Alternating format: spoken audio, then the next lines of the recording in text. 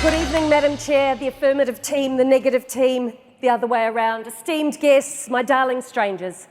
I don't want to start by getting all I am Spartacus on you, but if anyone who's the far lap of Australian comedy, it's me, born and raised in New Zealand, claimed by Australia.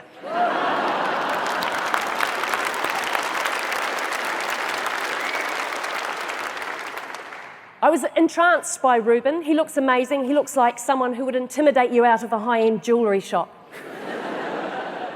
He spoke movingly of the lovely blowies he's been involved with, which I suppose is only reasonable because his groin is at everyone else's head height. Reuben, you spoke so movingly about a number of important issues, and I would love to see you go into Parliament rather than comedy. Money does not change everything. Most importantly, money does not change our team. Money does not change me. They offered me more money to be on the affirmative team, and I said no. They offered me even more money. I said no again. And then to save time, I said no. I would not change my mind, not even for all the money they would pay a man.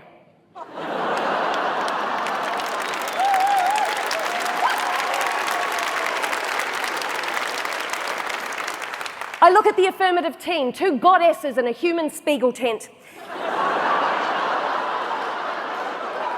And I find it hard to believe that money would change anything about them. Money could not persuade Fern Brady to say that she'd rather be English instead of Scottish. Money could not persuade Elaine Crombie to say, you know, Pauline Hanson has got some good ideas.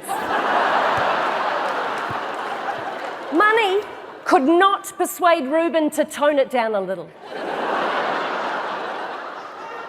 And look at my team. Are we motivated by money? Sami Shah started his career playing theatre sports in Pakistan. He's a stand-up comedian and a novelist. None of these are good choices monetarily. And Lloyd Langford, the man with more L's in his name than a driving school. Look at him. Look at those clothes. He's not motivated by money. He could afford fancier garments, but no, he chooses not to. He just squirms around in a laundry basket and comes out in whatever he's wriggled into.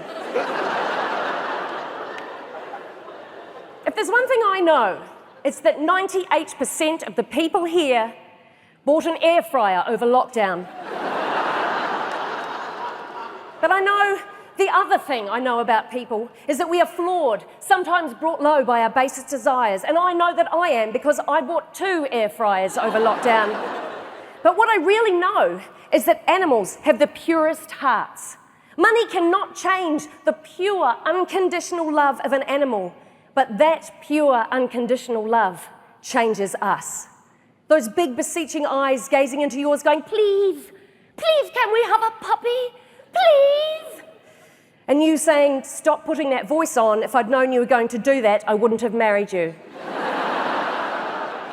Most of us here are pet owners. I couldn't find evidence that Reuben has a pet, but he does use a microphone with a horse's tail, and I'm pretty confident he's walked at least one person on a leash.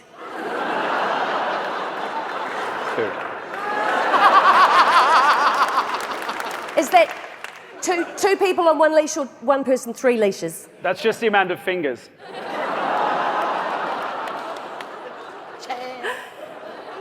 Elaine Crombie has a pet. Elaine Crombie's dog has its own Instagram account. Oh my God, that's my puppy! That's my puppy, everyone. Please go and follow him. Sorry, cow. Before she got that dog, could she have imagined that she'd end up managing his social media, making a foray into being a PA for a Shah? Sami Shah's got cats.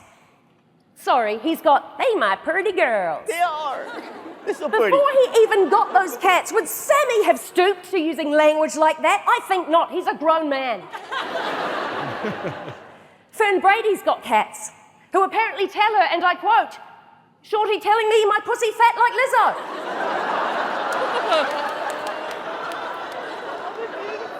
I've got cats. This is Pirate in my engagement photo. Deeply regretful of how much texture you can see in my makeup and that. Let's move on. But let's not forget Lloyd. Love has changed everything for Lloyd. He doesn't have a pet, but nearly as good, he's just become a father. Pre-baby, He was a hollowed out, empty husk of a man with the dead eyes of a shark. Coasting along on the lazy charm of his whimsical accent, riding on Anne Edmonds' coattails like a listless canal boat towed by a sassy, talented, homegrown draft horse. Look at Lloyd here without a baby. Look at that. Look at the haunted, desperate eyes wearing a mask to hide the fact he can't even fake a smile. And then, wonderful Anne Edmonds had a baby, and I would like to emphasise at this point, Anne is his partner. He hasn't just become obsessed with the friend's baby like it's the final instalment of Twilight. Although they did call the baby Renesmee. Sorry, Gwen Renesmee. Baby Gwen arrived into the world, and look at the change in Lloyd.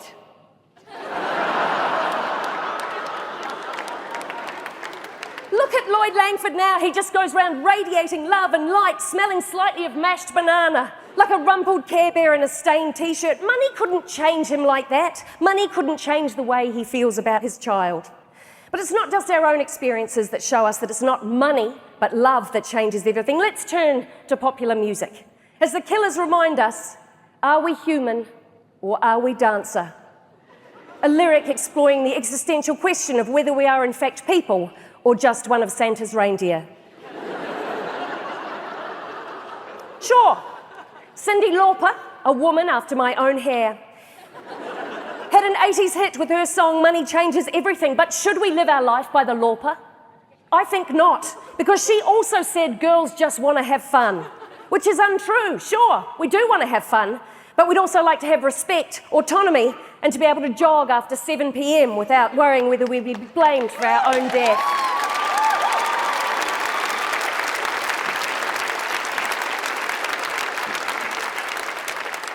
Cyndi also said in another song, she bop, he bop, and we bop.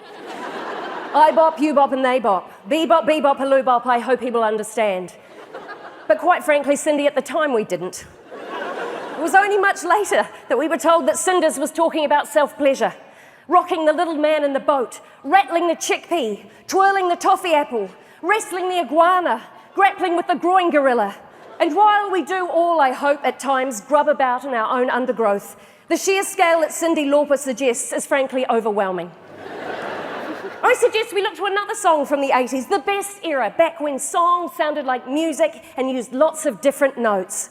Let's look to the song that sums it up, Love Changes Everything by Climie Fisher. Climie Fisher, a name you won't have thought of since 1987 if you were even born. Climie Fisher, a name that sounds less like a band name and more like a bird.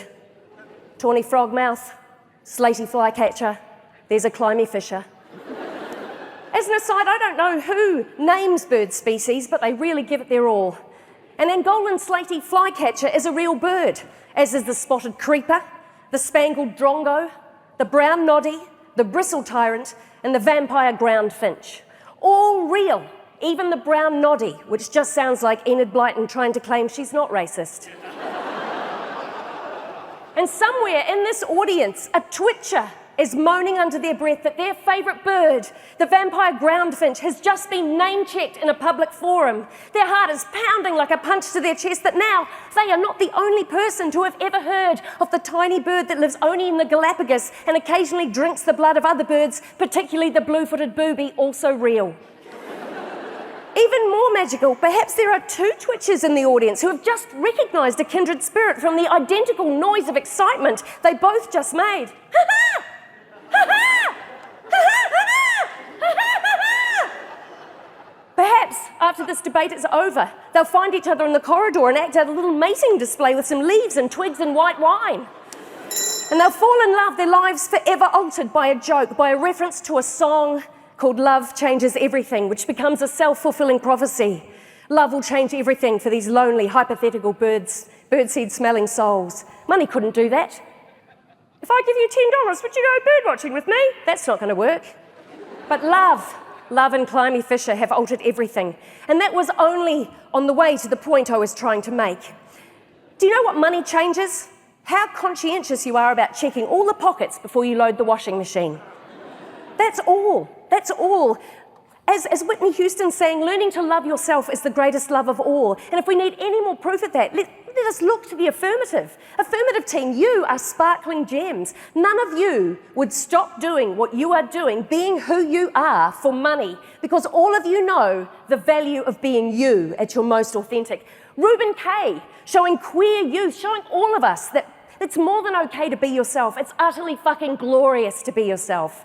Elaine, Crombie, proud Yunkanjara Watagame woman, an actor, a composer, a singer, a comedian standing on the stage tonight. Who could be more deadly?